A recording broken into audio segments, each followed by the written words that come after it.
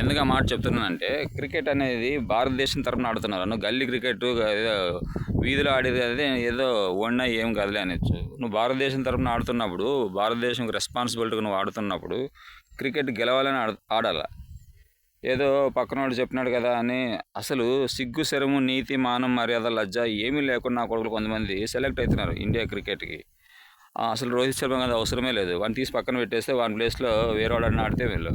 వాడు కేఎల్ రాహుల్ ఎప్పుడు మొజ్జునా కొడుకు. ఎప్పుడు ఓడిపోతాడో తెలీదు. ఎప్పుడు ఆడతాడో తెలీదు అన్నట్టుంటది. వీడు విరాట్ కోహ్లీ. వీని గుద్దంతా కొవ్వే. కింగ్ నా బొంగ ఉన్నట్టుంటాడు వీడి మ్యాచ్‌లు. అర్థమైందా? భారతదేశం మ్యాచ్‌లు మనం చూస్తున్నామంటే ఇట్లా ఉంటుంది పరిస్థితి.